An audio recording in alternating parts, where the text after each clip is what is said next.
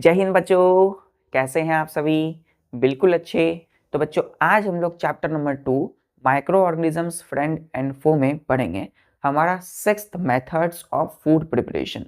हम लोगों ने पिछले लेक्चर में बच्चों बात किया था sun drying, cooling, heating, deep freezing और किस प्रकार से हमने कॉमन सॉल्ट का यूज करके कई सारी फूड को प्रिजर्व किया था एज ए फूड प्रिजर्वेशन। तो चलिए बच्चों हम आज इस लेक्चर में 6th method of food preparation को पढ़ते हैं। तो चलिए पढ़ाई को स्टार्ट करते हैं। चैप्टर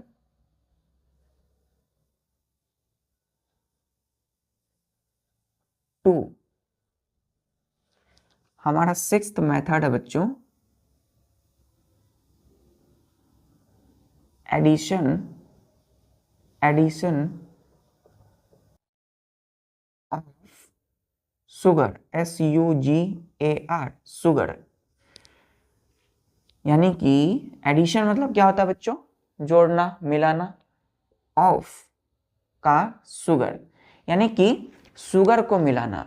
फूड में जो खाना है, जो भोजन है बच्चों, उसमें क्या मिलाएंगे? सुगर को मिलाएंगे। तो सुगर क्यों मिलाएंगे बच्चों?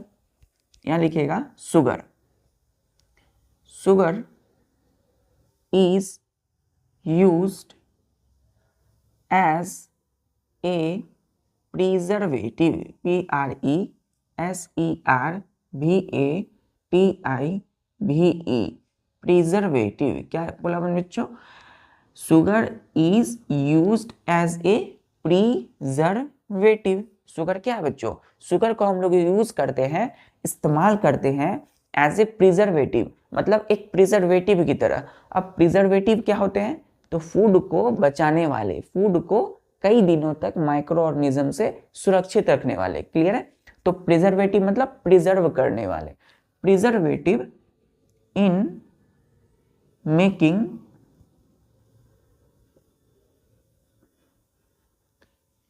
jams, JAMS, jams and jellies, JELLIES, jellies from fruits। अब ध्यान दीजिए बच्चों, हमने बोला यहाँ पे क्या कि sugar is used as a preservative in making jams and jellies from fruits. मतलब कि कई सारे फ्रूट से, कई सारे फल से हम क्या बनाते हैं? हम शुगर का यूज करते हैं क्या बनाने के लिए? जाम्स एंड जेलीज बनाने के लिए। तो जो हम ब्रेड में जाम लगा करके खाते हैं, जेलीज का यूज करते हैं बच्चों, तो ये जाम और जेली जो है किससे बनते हैं? फ्रूट से बनते हैं। तो कैसे बनते हैं? हम प्रिजर्वेटिव का यूज करते हैं। प्रिजर्वेटिव क्या है यहाँ पर? शुगर यानी कि चीनी। यानी कि चीनी एक प्रिजर्वेटिव है बच्चों, जिसका इस्तेमाल हम जाम्स और जेलीज बनाने के लिए करते हैं। किससे? फ्रॉम फ्रूट्स, फलों से। क्लियर है यहां तक बच्चों?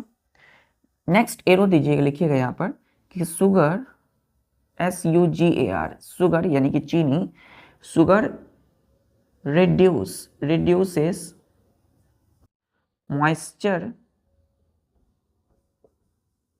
content of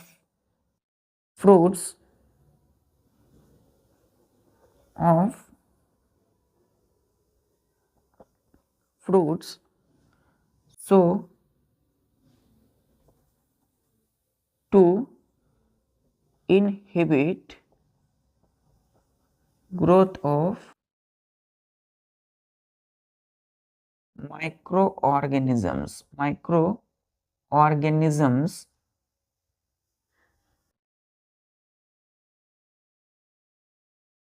like food spoiling bacteria।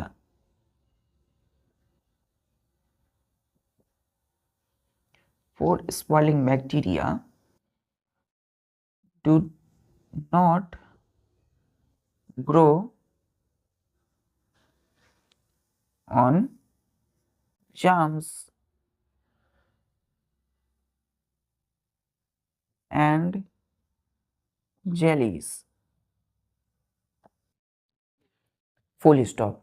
तो देखिए बच्चों, हमने बोला है क्या कि जो शुगर है यानी चीनी, चीनी का काम क्या है बच्चों, चीनी आखिर क्यों यूज करते हैं, क्योंकि चीनी जो है बच्चों रिड्यूस कर देते हैं, घटा देते हैं मॉइस्चर कंटेंट किसकी, of fruits, to inhibit growth of micro organisms like food spoiling, ये FOOD फूड है, spoiling bacteria do not grow on jams and jellies. Clear है बच्चों, यहाँ लिखिएगा सो कोमा दीजिएगा, so comma food spoiling bacteria do not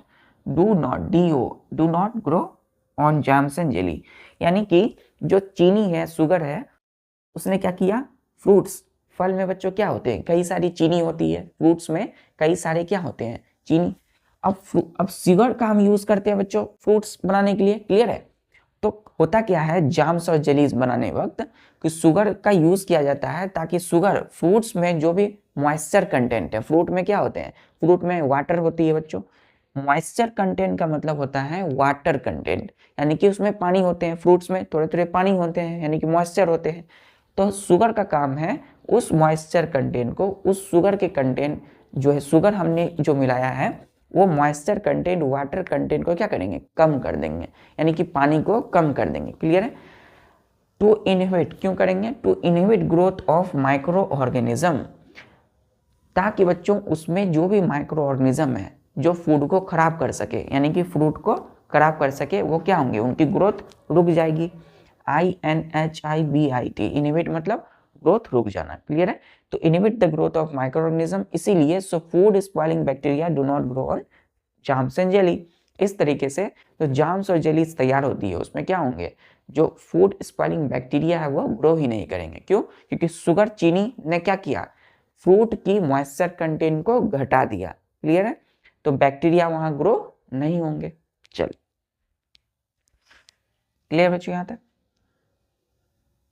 sugar को use किया हमने एज ए प्रिजर्वेटिव, किसको बनाने के लिए, in making jams and jelly from fruits.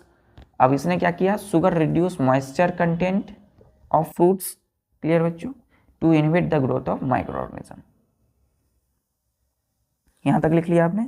चल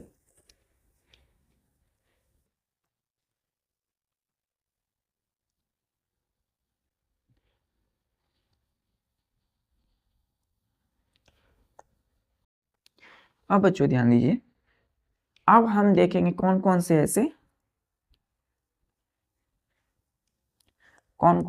ऐसे फ्रूट हैं, फल हैं, जिनका हम यूज प्रिजर्व करते हैं, जिनको हम बचा के रखते हैं, यानी कि जिनका इस्तेमाल होता है जॉम्स और जेली बनाने के लिए।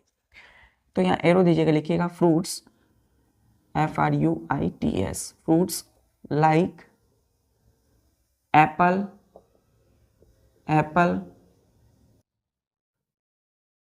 RIP, ripe mango, comma orange, strawberry,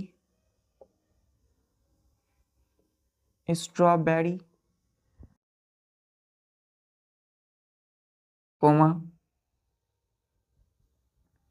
BEET, beet, etc are preserve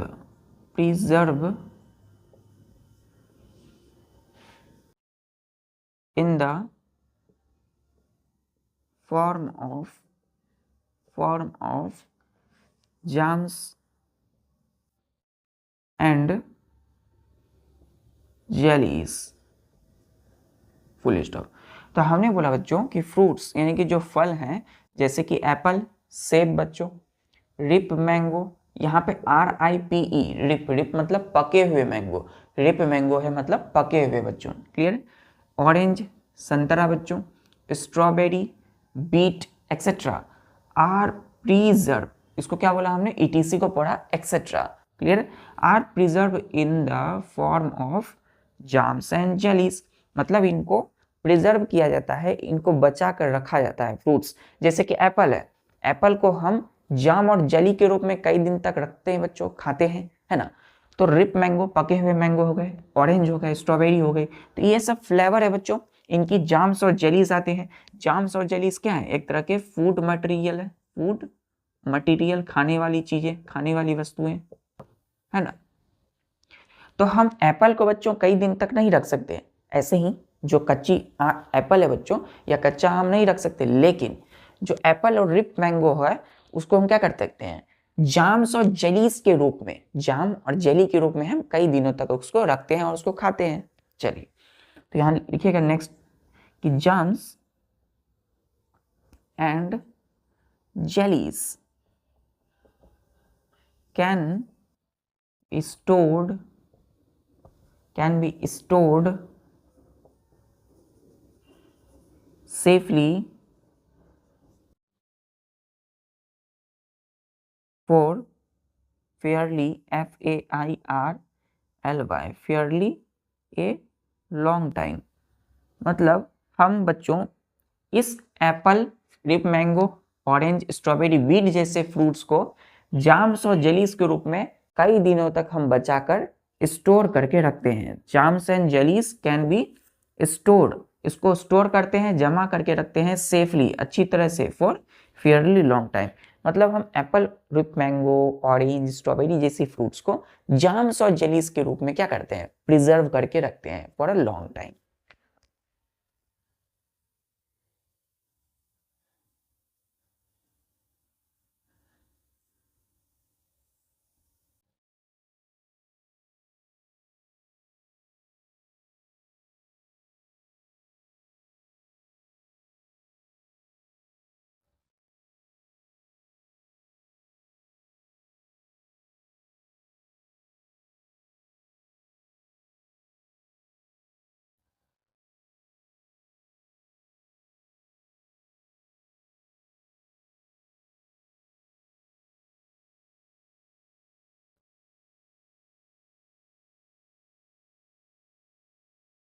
ये क्या है बच्चों?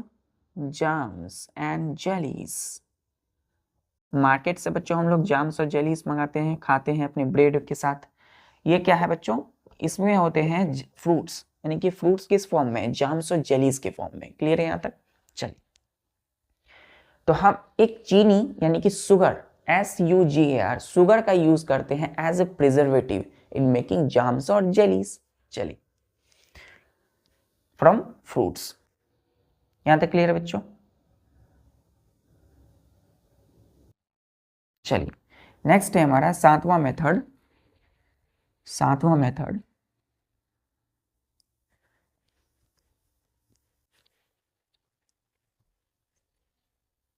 अब किसी को बच्चों एप्पल का जाम सेलीज फ्लेवर पसंद होगा, किसी को रिप मैंगो का पसंद होगा, पके हुए आम का, किसी को ऑरेंज फ्लेवर पसंद होगा। चलिए, अब हम आते हैं बच्चों एकदम आराम से, अब आते हैं हम लोग सातवां मेथड। क्या है हमारा? Addition, addition of mustard, mustard oil and vinegar, and VINEGAR। अब ध्यान दीजिए बच्चों, addition of mustard oil and vinegar, इसका सिंपल मीनिंग हो गया कि हम फूड को प्रिजर्व करने के लिए, बचाने के लिए किसका इस्तेमाल कर रहे हैं? मस्टर्ड ऑयल का, सरसों के तेल, और विनेगर का। तो विनेगर को हम बोलते हैं हिंदी में सिरका। क्या बोलते हैं? SIRKA, सिरका। क्या बोलेंगे बच्चों? सिरका। चलिए, तो देखते हैं बच्चों, इसमें इसमें लिखेंगे एरो देके कि mustard, MUSTARD, mustard oil and सिरका यानी कि विनेगर, ये दोनों ही दोनों क्या है? ये दोनों के दोनों प्रिजर्वेटिव है। क्या है? Are used as preservative, preservatives for making pickles, PICKLES, pickles यानी कि अचार। पिकल्स को हम लोग क्या बोलते हैं बच्चों? अचार।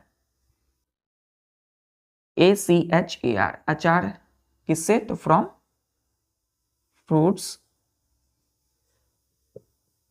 And vegetables. Full stop.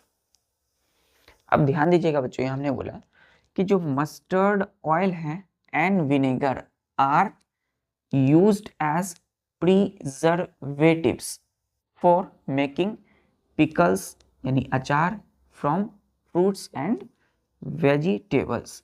यानी कि फ्रूट्स और वेजिटेबल का यूज करके, फल और सब्जियों से हम क्या बनाते हैं? पिकल्स बनाते हैं, यानी अचार बनाते हैं। तो अचार बनाने के लिए हम यहाँ कौन सी प्रिजर्वेटिव का यूज कर रहे हैं? मस्टर्ड ऑयल एंड विनेगर का।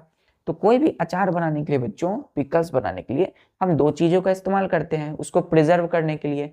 दो प्रिजर्वेटिव्स हैं यहाँ, एक मस्टर्ड ऑयल, दूसरा विनेगर। क्लियर है? चलिए, तो पिकल्स और अचार को लंबे समय तक बचा के रखने के लिए दो प्रिजर्वेटिव का यूज कर रहे हैं यहाँ। पहला है मस्टर्ड ऑयल, दूसरा है विनेगर। क्या है बच्चों? ये दोनों ही प्रिजर्वेटिव्स हैं। यहाँ S लगा हुआ है, मतलब इन दोनों के लिए है प्रिजर्वेटिव, फूड को प्रिजर्व करने वाले।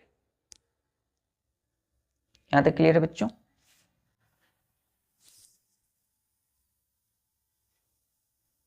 चलिए नेक्स्ट, अब ये कैसे बचाते हैं?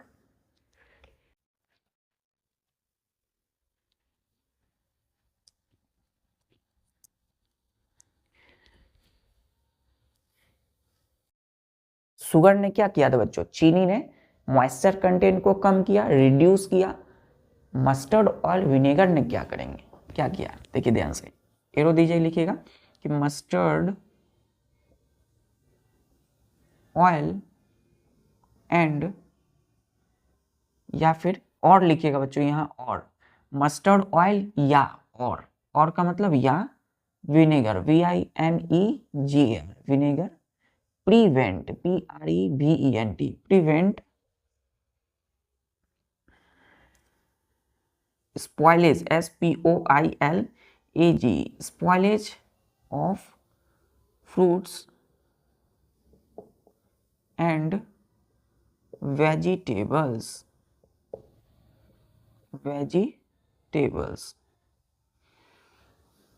so comma food, F को अच्छे से लिखिए बच्चों, फूड स्पॉइलिंग बैक्टीरिया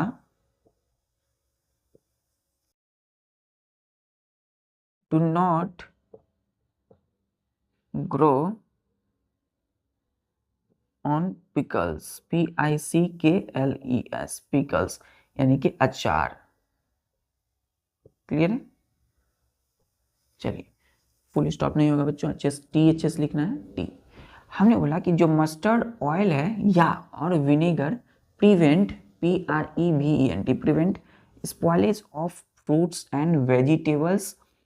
सो इसीलिए food spoiling bacteria do not grow on pickles यानी अचार। यानी हम मस्टर्ड ऑयल या तो विनेगर मतलब सिरका प्रिवेंट करते हैं spoilage of fruit and vegetable, मतलब किसी भी फ्रूट यानी कि फल और सब्जियों को खराब होने से रोकते हैं, बचाते हैं। ठीक, तो इसीलिए food spoiling bacteria do not grow on pickle. इसलिए जितने भी फूड स्पॉइलिंग बैक्टीरिया है ना, वो क्या करते हैं? किसी भी पिकल्स, अचार में ग्रो नहीं करते हैं, क्योंकि अचार में बच्चों ग्रो होंगे तो क्या होगा? अचार खराब होगा, पिकल्स खराब होंगे, इसलिए यहाँ ग्रो नहीं करते। क्यों नहीं करते? क्योंकि अचार और पिकल्स बनाने के लिए, for making pickles we used preservative like mustard oil या विनेगर। क्लियर है?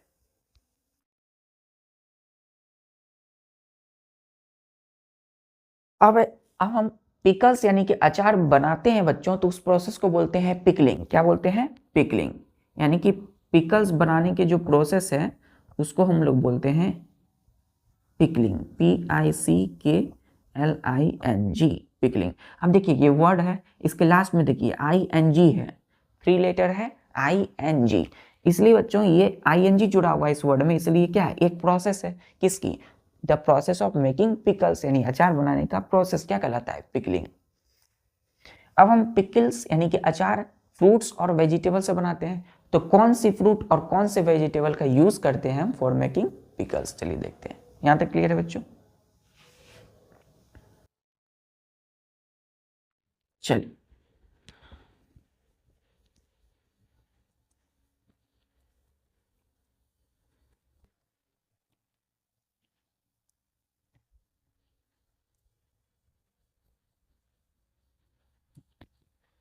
अब हम कौन सी फ्रूट का इस्तेमाल करते हैं? यहाँ एरो दीजिएगा, लिखिएगा कि fruits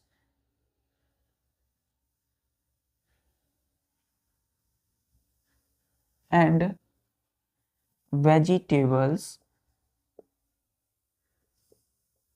like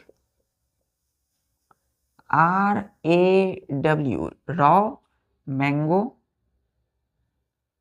coma amla, comma lemon, comma cucumber, CUCUMBER cucumber, coma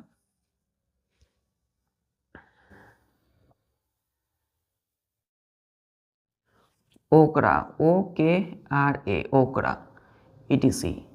are preserved preserved are preserved in the form of pickles. Clear है? तो ध्यान दीजिए बच्चों, हमने बोला जो फ्रूट्स हैं जैसे कि RAW, रॉ मैंगो, हमने बोला फ्रूट यानी कि फल, यहाँ पे कौन सी फल है? रॉ मैंगो, कच्चे आम। कच्चे आम जो होते हैं, पका हुआ नहीं बच्चों, कच्चा आम क्या होता है? एक रॉ फ्रूट्स है, फल है। फिर आमला, ये क्या है? एक फ्रूट है, फल है। लेमन क्या है? एक फ्रूट है बच्चों। अब एंड वेजिटेबल यानी कि सब्जियां, सब्जियों में जैसे कि कुकुम्बर, कुकुम्बर खीरा बच्चों। ओकरा भिंडी, ये क्या है? एक वेजिटेबल है, सब्जी है। एक इटीसी, आर इटीसी का मतलब और भी कई सारे, are preserved in the form of pickles. Clear है? तो हमने बोला फ्रूट जैसे कि रॉ मैंगो, कच्चे आम, आमला, लेमन, कुकुम्बर, ओकरा को हम प्रिजर्व करते हैं, बचा कर रखते हैं। किस रूप में? तो अचार के रूप में, पिकल्स के रूप में। क्लियर है? क्योंकि बच्चों रॉ मैंगो और आमला, लेमन, कुकुम्बर या ओकरा में जो फूड स्पॉइलिंग बैक्टीरिया है वो जल्दी ग्रो कर सकते हैं और फूड को खराब कर सकते हैं। इसीलिए हमने इनको प्रिजर्व किया, किस रूप में? पिकल्स के रूप में, और अचार के रूप में हम इन्हें खाते हैं। तो उस अचार यानी पिकल्स में हमने क्या मिलाया? मस्टर्ड ऑयल या सिरका, विनेगर का यूज किया फॉर मेकिंग पिकल्स। और अचार किससे बन सकता है? Raw mango, Amla, lemon, cucumber या ओकरा की। चलिए, यहां तक क्लियर बच्चों?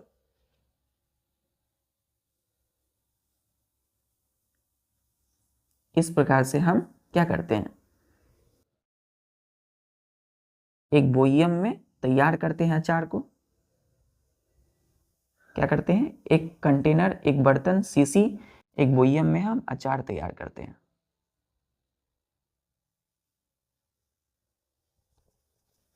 और अचार खाने में क्या लगते हैं बच्चों? टेस्टी लगती है। चलिए, तो वो जो अचार खाने में टेस्टी लग रहा है आपको बच्चों, वो इतने दिन तक सेफ रहता है। कैसे? क्योंकि उसमें हमने क्या यूज किया? मस्टर्ड ऑयल, सरसों का तेल या विनेगर यानी कि सिरका। तो विनेगर, सिरका, वो देखते होंगे बच्चों अचार जब बनते हैं उसमें थोड़े लिक्विड जैसा रहते हैं, वही मस्टर्ड ऑयल हो सकता है या तो सिरका। तो जब भी घर में बने बच्चों अचार, पिकल्स, तो आप देखिएगा कि उसमें ये दोनों में से कोई एक चीज जरूर उसमें ऐड किया गया होगा। क्लियर है? यहाँ तक मिलाया गया होगा फॉर मेकिंग पिकल्स। यहाँ तक क्लियर है? सातवां मेथड क्लियर है बच्चों? चलिए, तो हमारा अब आठवां मेथड है फूड प्रिजर्वेशन का, और वो है स्पेशल केमिकल्स का यूज करते हैं हम लोग फॉर प्रिजर्विंग फूड, यानी कि फूड बचाने के लिए स्पेशल केमिकल। नोट कर लिया आपने? चलिए, तो कौन कौन सी स्पेशल केमिकल है बच्चों? ये जो नेचुरल चीजें थी बच्चों, मस्टर्ड ऑयल, विनेगर, ये नेचुरल थी, लेकिन अब कुछ केमिकल का यूज करते हैं।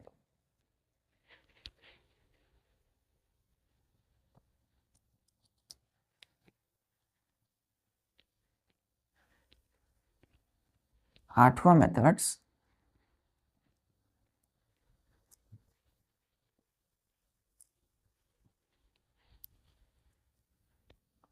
आठवां मेथड बच्चों, आठवां मेथड है बाय यूजिंग स्पेशल केमिकल्स। तो बाय यूजिंग स्पेशल केमिकल्स मतलब आप स्पेशल केमिकल का यूज करते हैं।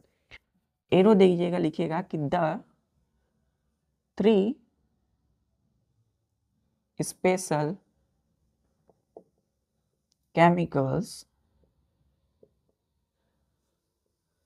are used as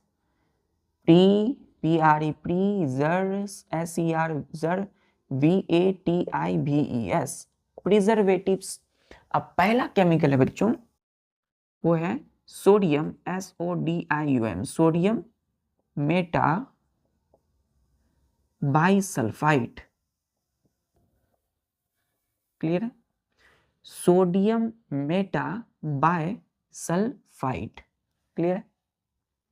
दूसरा sodium SODIUM, sodium BENZOATE, benzoate, sodium benzoate. Clear है? तीसरा केमिकल बच्चों citric acid, CITRIC, citric acid, ACID acid, sodium meta bisulphite, sodium benzoate और तीसरा साइट्रिक एसिड। क्लियर यहां तक? बच्चों ये तीनों के तीनों केमिकल्स माइक्रो ऑर्गेनिज्म को मार देते हैं। हार्मफुल माइक्रो ऑर्गेनिज्म को क्या करते हैं? मार देते हैं, लेकिन हमें ये कोई नुकसान नहीं पहुंचाते हैं। ये तीनों के तीनों क्या है? एक प्रिजर्वेटिव्स हैं। क्लियर है? यहां लिखिएगा these chemicals kill, KILL, kill the harmful microorganisms but लेकिन do not harm us। हम इनका इस्तेमाल फूड को बचाने, प्रिजर्व करने के लिए करते हैं, फूड प्रिजर्वेशन में इनका इस्तेमाल करते हैं। तो करते क्या है ये? दीज केमिकल्स यानी ये तीनों sodium meta bisulphite, sodium benzoate, citric acid kill the harmful micro organism, मतलब जो जानलेवा माइक्रो ऑर्गेनिज्म है जो फूड को स्पॉइल करते हैं, खराब करते हैं, उनको मार देते हैं। लेकिन but do not harm us, but लेकिन हमें कोई नुकसान नहीं पहुंचाते हैं। क्लियर है? हमें कोई हार्म यानी नुकसान हानि नहीं करते हैं। क्लियर है ये तीनों केमिकल्स के नाम? चलिए अब हम बच्चों ये दोनों केमिकल्स का यूज देखते हैं, मेटा बाइसल्फाइड एंड बेंजोएट। ये दोनों क्या है? सोडियम है और एक है साइट्रिक एसिड। यहां तक क्लियर है बच्चों? चलिए नोट कर लिए यहां तक।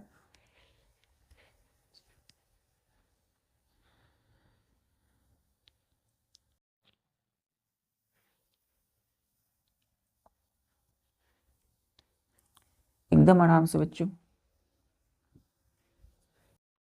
पानी का बोतल आप एक रख सकते हैं अपने पास पानी पीने के लिए, एकदम पूरा फोकस के साथ। चलिए यहां लिखिएगा कि sodium meta bi sulphide are used to prevent spoilage of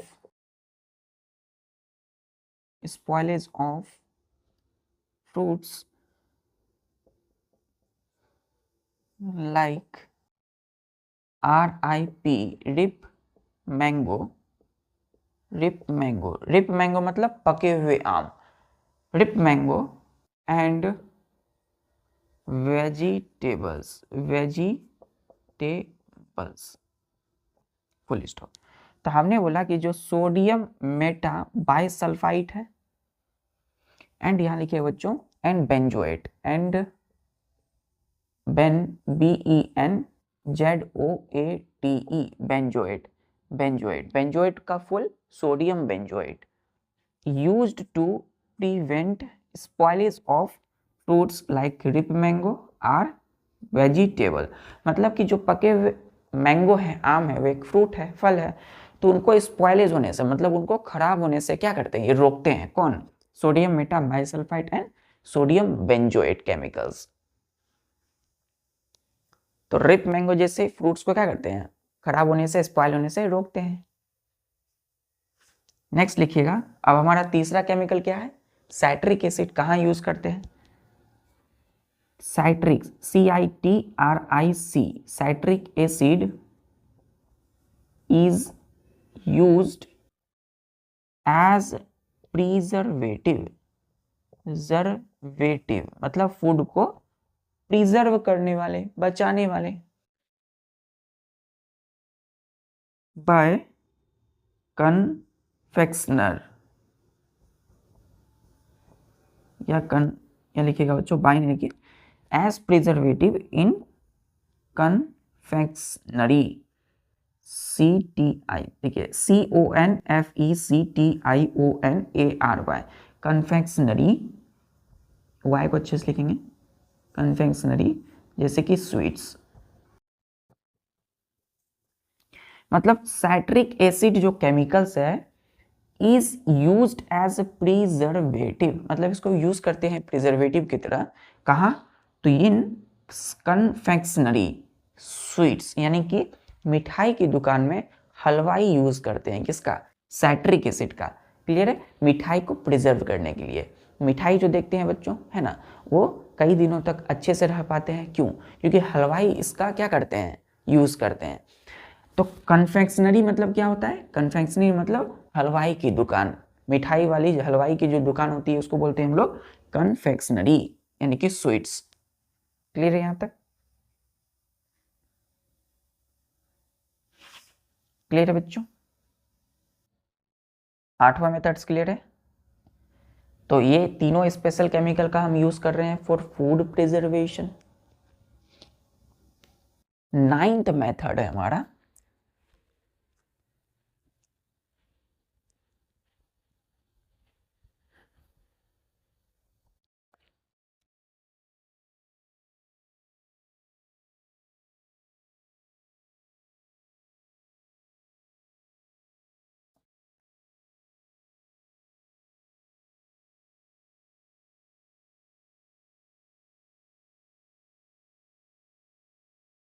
अब बच्चों ध्यान दीजिए, 9th मेथड है हमारा, वो है PASTEURISATION।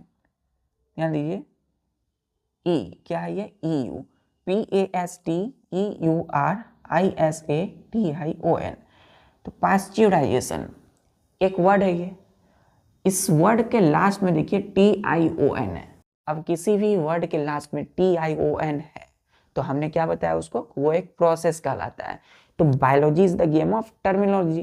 तो टर्मिनोलॉजी क्या कहता है, TION लास्ट में है, तो ये क्या होगा, एक प्रोसेस है। तो हम लिखेंगे the process of preserving process है, इसी को बच्चों हम क्या बोलते हैं, प्रोसेस या मेथड। क्या बोलते हैं? प्रोसेस या एक मेथड है किसकी, ऑफ प्रिजर्विंग, PRESER, प्रिजर्विंग, या फिर method process of preserving foods are called pasteurization. Pasteurization. Pasteurization. अब यहाँ पर बच्चों ई यहाँ पर साइलेंट होता है, हम प्रोनाउंसिएशन क्या करते हैं इसका, पास्चुराइजेशन, पास्चुराइजेशन। यहाँ पे ई यहाँ पे साइलेंट हो जाता है, मतलब ई को हम नहीं पढ़ते हैं, पास्चुराइजेशन पढ़ते हैं।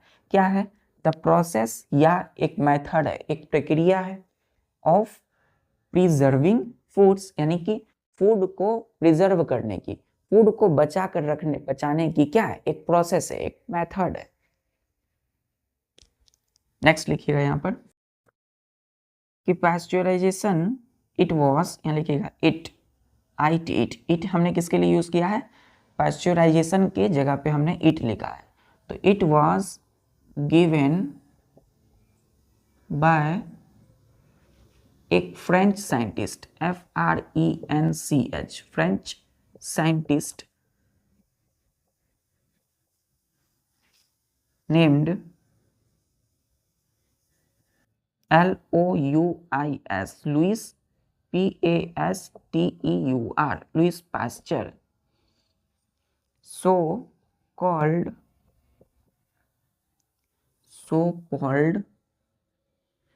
pasteurization, PASTEURISATION, pasteurization. क्लियर है। अब ध्यान दीजिएगा कि it was given by a French scientist, मतलब कि इस पास्चुराइजेशन प्रोसेस यानी एक मेथड जिसको हमने कहा, इसको किसने दिया था, एक फ्रेंच साइंटिस्ट ने, जिसका नाम है बच्चों नेम्ड लुइस पास्चर। क्या है, LOUIS, लुइस, PASTEUR, पास्चर। सो यानी इसीलिए कॉल्ड, इसको क्या कहा जाता है, पास्चुराइजेशन। क्लियर है बच्चों। मतलब पास्चुराइजेशन जो मेथड या प्रोसेस है, इसको किसके नाम पर रखा गया, किसको खोजा इसने, इसको किसने दिया, एक फ्रेंच साइंटिस्ट ने दिया। क्या नाम था, लुइस पास्चर। क्लियर, देखिए लुइस पास्चर, पास्चर है लास्ट में, इसी से निकल के आया है पास्चुराइजेशन। क्लियर है यहां तक बच्चों। चलिए, तो फूड को प्रिजर्व करते हैं, तो आखिर किस तरह के फूड को, यहां तक नोट कर लिया आपने। चलिए, पास्चुराइजेशन एक प्रोसेस है, तो इस प्रोसेस में होता क्या है बच्चों, ध्यान दीजिए। लुइस पास्चर एक फ्रेंच साइंटिस्ट के द्वारा दिया गया है, तो हमें ये जानना चाहिए लुइस पास्चर ने आखिर क्या किया इस प्रोसेस में।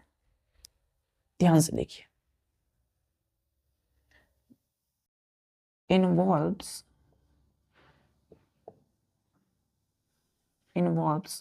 process of heating, HEATING, heating, then followed by FOLLED, followed by process of quick, quick cooling, COOLING, cooling. ये दूसरा प्रोसेस और ये फर्स्ट। मतलब पास्चुराइजेशन प्रोसेस में क्या हो रहा है, ध्यान दीजिए। It involves process of heating. क्या इन्वॉल्व मतलब क्या अपने अंदर में ले रहा है, इन्वॉल्व मतलब क्या इन्वॉल्व कर रहा है, प्रोसेस ऑफ हीटिंग मतलब गर्म करने का प्रोसेस, फॉलोड बाय, फॉलोड, ध्यान दीजिए यहाँ पे क्या लिखा हमने, फॉलोड, FOLLOWED, फॉलोड मतलब हीटिंग के बाद क्या होगा, प्रोसेस ऑफ क्विक कूलिंग, मतलब पहले किसी चीज को हीट करना, गर्म करना, और गर्म करने के बाद अचानक से क्या कर देना, ठंडा कर देना, क्विक कूल कर देना। क्लियर है। तो गर्म ठंडा, गर्म ठंडा, तो यही प्रोसेस क्या कहलाता है, पास्चुराइजेशन। क्लियर है, क्या कहलाता है, पास्चुराइजेशन।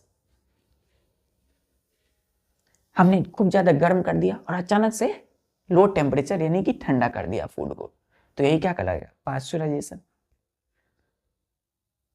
चलिए देखते हैं हम इसमें क्या है, यहां तक नोट कर लिया। चलिए,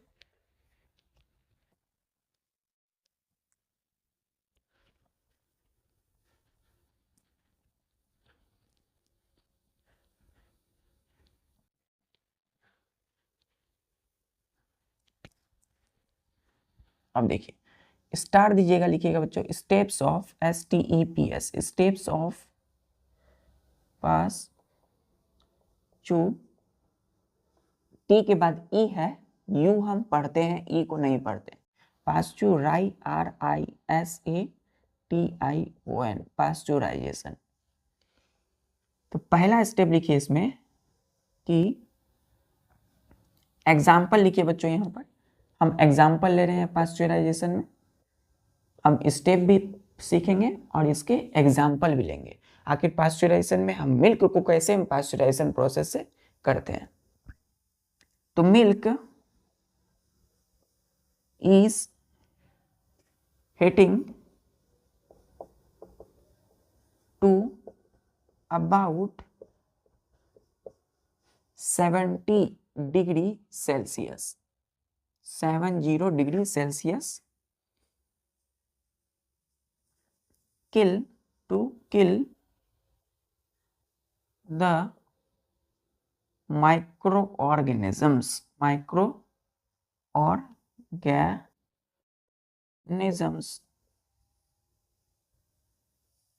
क्लियर है। तो दूध को हम क्या करते हैं, पास्चुराइजेशन में हम दूध को ही क्या कर रहे हैं बच्चों, दूध को ही गर्म और ठंडा कर रहे हैं। तो पहला एग्जांपल हम मिल्क का ले रहे हैं। तो हमने दूध को क्या किया, हीट किया है 70 डिग्री सेल्सियस तक, क्लियर है। तो दूध जो है, मिल्क को हमने कितना गर्म किया है, 70 डिग्री सेल्सियस, सी से Celsius, to kill the microorganism. हम जानते हैं बच्चों, हीटिंग में हमने पढ़ा है, हीटिंग क्या करता है, किसी भी चीज को गर्म करने पे जो उस पे अंदर माइक्रो ऑर्गेनिज्म होंगे वो क्या होंगे, मर जाएंगे, है ना। तो kill the mostly micro organism, यहाँ लिखिएगा बच्चों मोस्टली। अब माइक्रो ऑर्गेनिज्म में कौन से, तो दूध में बच्चों सपोज बैक्टीरिया है, तो mostly bacteria present in milk. यानी कि दूध को हमने 70 डिग्री सेल्सियस तक गर्म किया, ताकि उसने क्या किया, गर्म में मोस्टली जो बैक्टीरिया उसमें होंगे, कहाँ, मिल्क में, वो क्या होंगे, मर जाएंगे। क्योंकि इसने क्या किया, 70 डिग्री सेल्सियस हीट करने के बाद इसने मार दिया mostly bacteria present in milk. तो दूध के अंदर में जो भी बैक्टीरिया होंगे वो क्या होंगे, 70 डिग्री सेल्सियस पर मर जाएंगे। दूसरा बच्चों, हीटेड मिल्क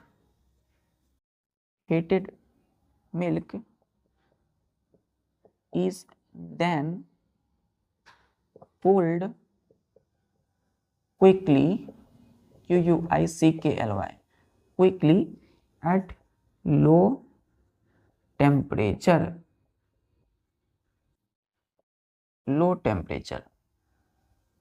क्लियर है।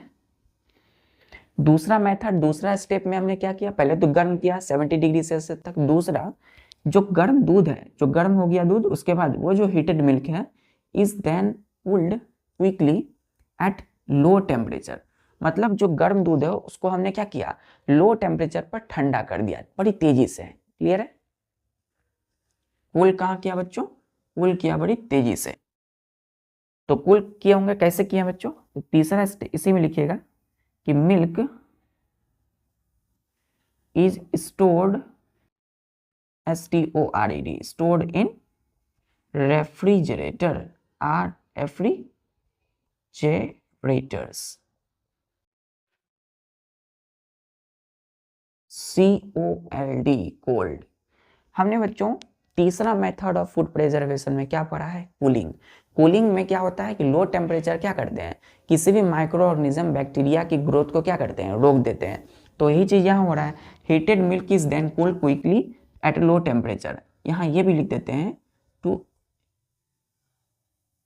इनहिबिट या फिर किल रिमेनिंग बैक्टीरिया। मतलब कि पहले तो दूध में जितने भी, यहाँ लिखेंगे, नीचे लिखेंगे बच्चों यहाँ पे BACTERIA, बैक्टीरिया, फुल स्टॉप।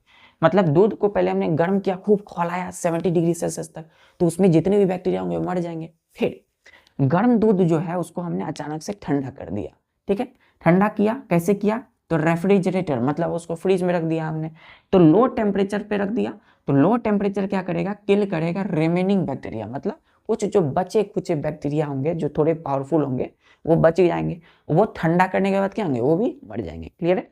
तो पहले खूब खौलाया दूध को, फिर हमने क्या किया, गर्म किया, गर्म करने के बाद खौलाया, खौलाने के बाद क्या किया, ठंडा किया, कूल किया। क्या किया बच्चों? कूल किया तेजी से। तो कूल करने के लिए क्या किया हमने? Milk is stored in refrigerator. तो मिल्क को हमने स्टोर करने लगा, जमा कर दिया कहाँ? रेफ्रिजरेटर के अंदर में।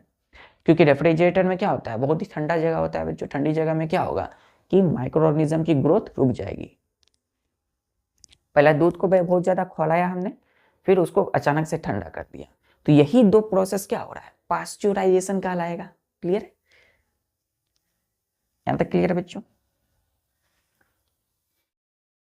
अब बच्चों कूलिंग में हमने हीटिंग में क्या देखा था? हीटिंग यानी कि जब गर्म कोई भी दूध बच्चों घर में जब हम लेते हैं तो उस मिल्क को क्या करते हैं? उस मिल्क को पहले हम हीट करते हैं, तो गर्म करते हैं। गर्म करने के बाद खौलाते हैं, बॉइलिंग मिल्क करते हैं।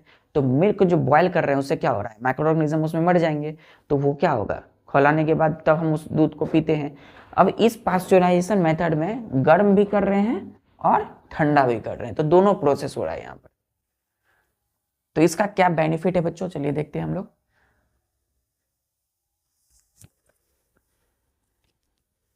तो दो स्टेप है, एक हीटिंग दूसरा कूलिंग।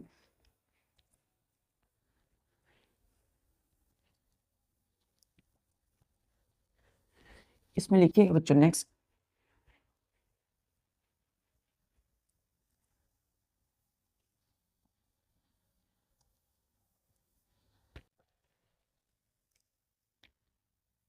नेक्स्ट लिखिएगा पास्चुराइज्ड, PASTEURISED। अब जो गर्म किया उसको ठंडा किया वो क्या कहलाएगा? पास्चुराइज्ड मिल्क कहलाएगा। पास्चुराइज्ड मिल्क, क्लियर है? Is free FREE free from harmful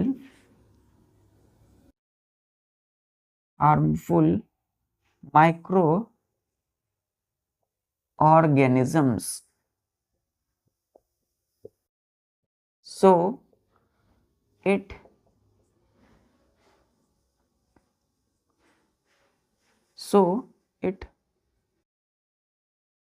does not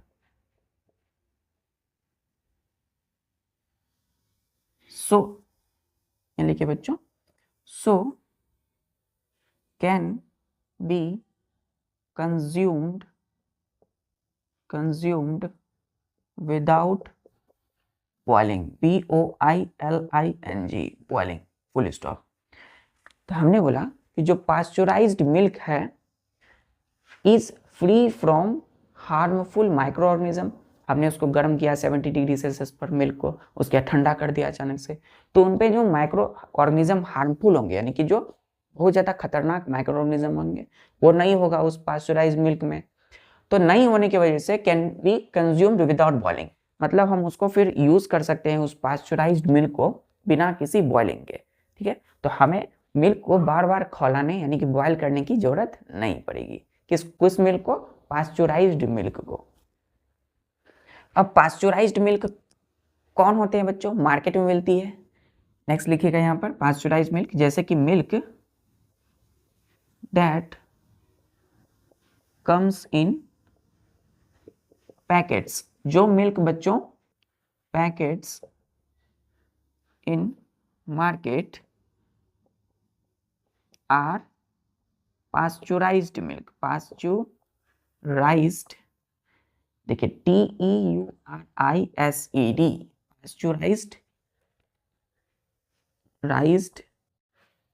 pasteurised milk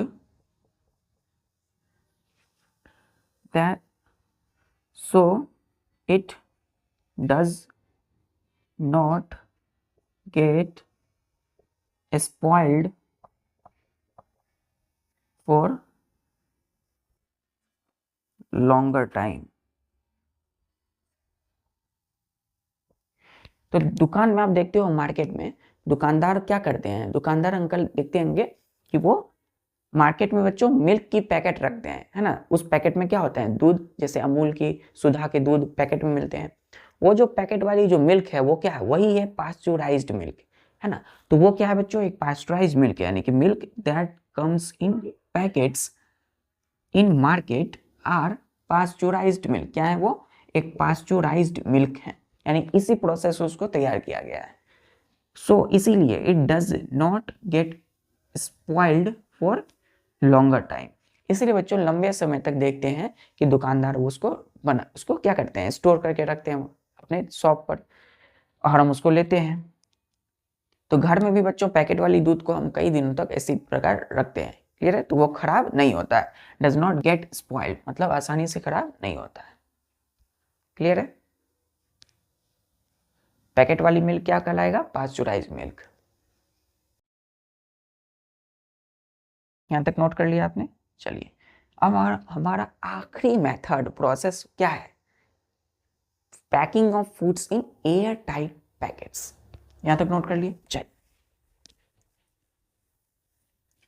अब कोई भी फूड को, जैसे dry fruit, even vegetables, air tight packet में हम लोग क्यों स्टोर करते हैं?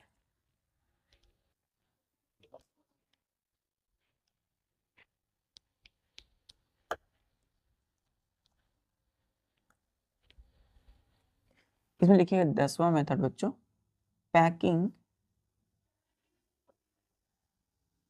Foods in air tight, TIGHT, tight packets.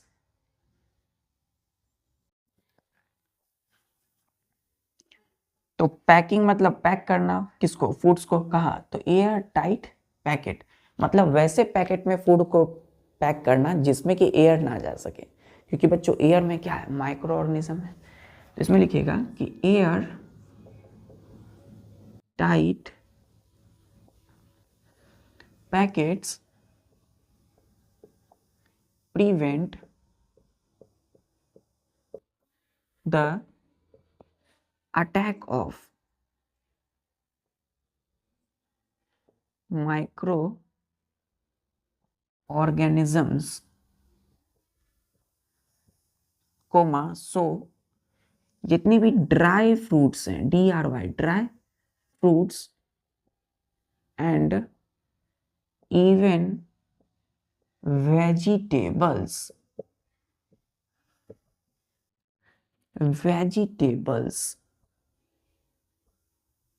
are sold, SOLD, sold in sealed, SEALED, sealed।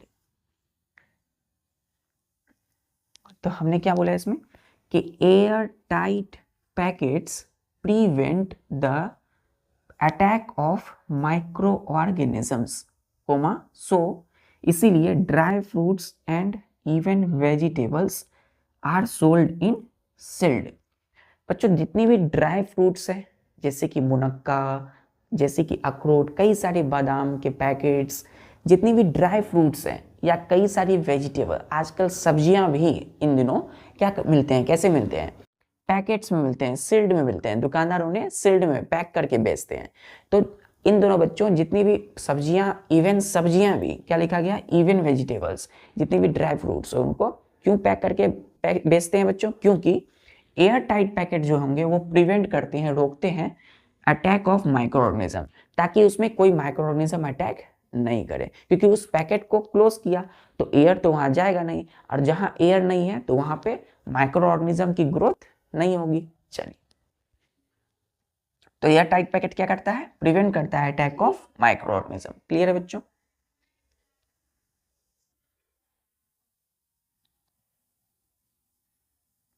यहां तक नोट कर लिया। चलिए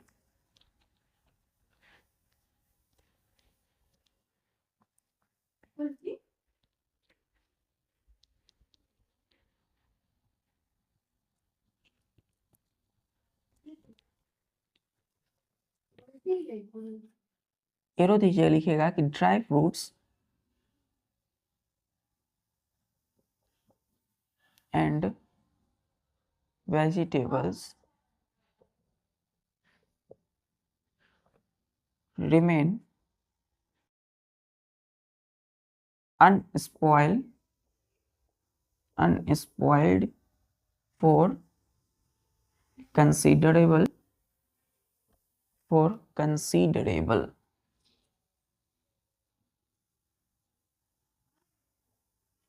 ए लॉन्गर टाइम।